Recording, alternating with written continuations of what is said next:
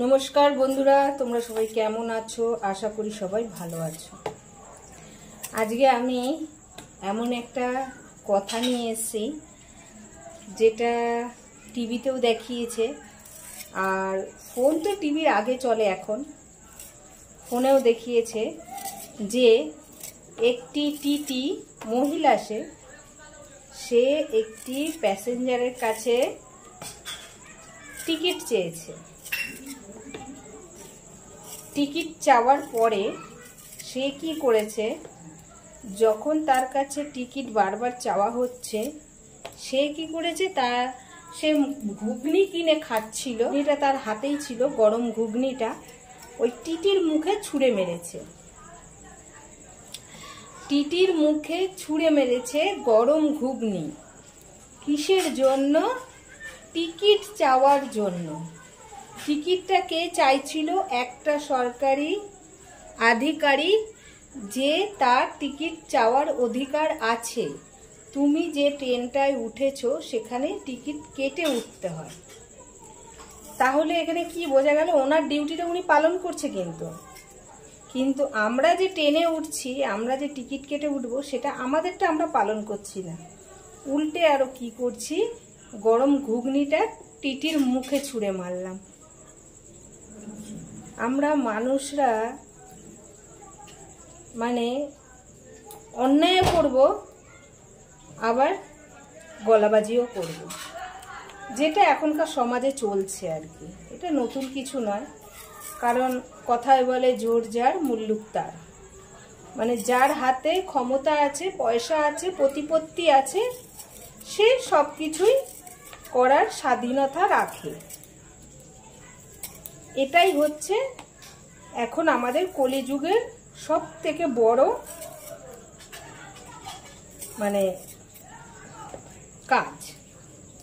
তোমাকে কষ্ট করে বেশি করে পয়সা ইনকাম করতে হবে, প্লাস তোমাকে অনেক বড় বড় মানুষের সঙ্গে যোগাযোগ রাখতে হবে। তাহলে তুমি কি করবে? হাজার অন্যায় করেও মাথা উঁচু করে চলে আসতে পারবে। একটা টিকিট কাটতে কত লাগে? 5 টাকা, 10 টাকা, 20 টাকা। সেইটুখানি পয়সা সেই মহিলার কাছে নেই, অথচ তার কাছে ঘুগনি খাওয়ার পয়সা আছে। টিকিট কাটবো না, মান সম্মান চলে যাক, কিন্তু পেট ভরে ঘুগনিটা খেয়ে নি। যখন আমাকে কেউ কিছু বলবে, তার মুখে ঘুগনিটা ছুঁড়ে মারবো। কোন সমাজে আমরা বাস করছি বন্ধুরা, বলো? এখনকার মানুষের এটাই হয়ে গেছে প্রথম হিংস্রতা।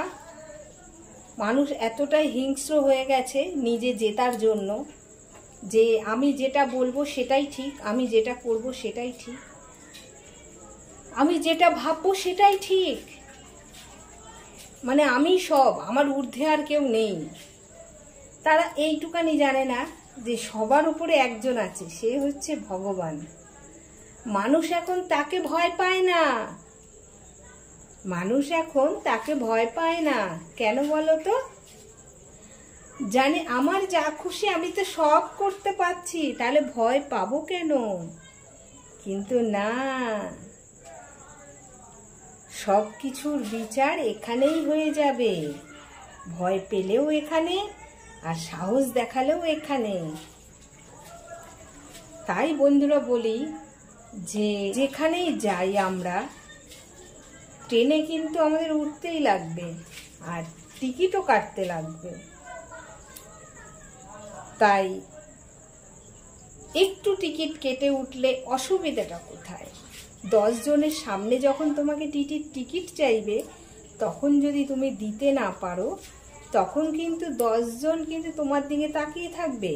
তখন যদি তোমার স্যুট বুট পরা থাকে, ভালো চুড়িদার পরা থাকে, ভালো একটা দামি শাড়ি পরা থাকে, সবাই তো তখন তোমার দিকে তাকিয়ে বলবে, ও মা, তার পোশাক আশাক দেখো কত সুন্দর, অথচ টিকিট কাটার পয়সা নেই, তাই না? এরকমই তো বলবে, বলো? যাই হোক, বেশি বললাম না, যেটা আমার মনে হলো যে কোনো জায়গায় যেতে গেলে অতি অবশ্যই টিকিট কাটাটা দরকার। টিটি তো টিটির কাজ করবে, সে তো অবভিয়াসলি ধরবে, আর আমাদের কাজ হচ্ছে টিকিট কেটে ওঠা। ঠিক আছে, চলো আজকের মতো এখানেই রাখলাম, টাটা।